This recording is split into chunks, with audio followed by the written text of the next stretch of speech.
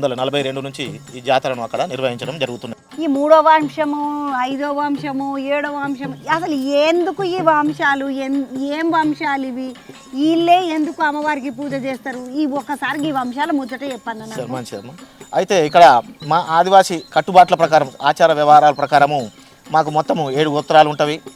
ఆ 7 గోత్రాలు ఇప్పుడు ఎట్లయితే మనము ఊళ్ళల్లోకి వెళ్ళి మామూలుగా జనరల్ దేవస్థానాలకు వెళ్ళినప్పుడు అక్కడ అయ్యవారి మీద ఏ గోత్రం అనేసరికి మనము భరద్వాజ గోత్రం అని ఎట్లయితే చెప్పుకుంటామో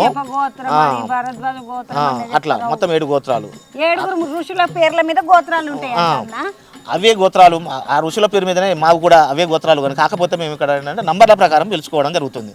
1వ గోత్రము 2వ గోత్రం 3వ గోత్రం 4వ గోత్రం 5వ గోత్రం 6వ గోత్రం అని 7వ గోత్రం మొత్తం 7 గోత్రాలు. మాది సమక వారసులమైనటువంటి మేము 5వ గోత్రము చెందిన వాళ్ళము. ఇప్పుడు ఏదైతే మేడారములు సిద్ధమైన వంశస్థులు ఉన్న వాళ్ళు 3వ గోత్రం వారు, వాళ్ళు 3వ గోత్రం వాళ్ళు 3వ గోత్రం వారు. అంటే ఈ 3వ గోత్రానికి మిగతా గోత్రాలన్నీ వరుస అవుతాయి. ఈ వరుసలు కూడా ఈ గోత్రాల ప్రకారమే మేము నిర్ణయించుకోవడం జరుగుతుంది.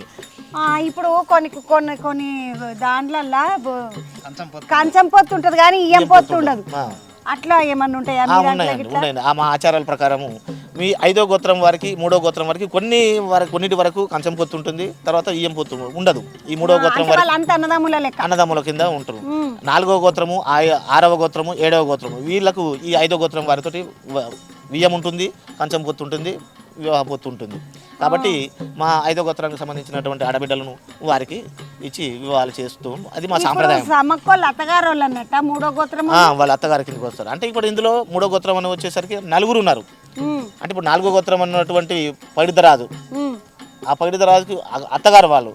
ఇక్కడ వీళ్ళు అంటే అత్తగారు కాదు కానీ మా ఆచారం ప్రకారం 3వ గోత్రం వడ్డతనం చేయాల్సి ఉంటుంది. అంటే పూజాధికారులు నిర్వహించాల్సిన పద్ధతి ఉంది కాబట్టి వారి నివాసం అక్కడ కాబట్టి అక్కడ స్థలం అనుకూలంగా ఉన్నది కాబట్టి వారి దగ్గర ఒప్పందం చేసుకుని అక్కడ నిర్వహించడం జరుగుతుంది. వాళ్ళ అత్తగారు గారు పైడితరాజుకు సంబంధించినటువంటి ఎవరైతే వీళ్ళు అత్తగారు వంశం వీళ్ళది.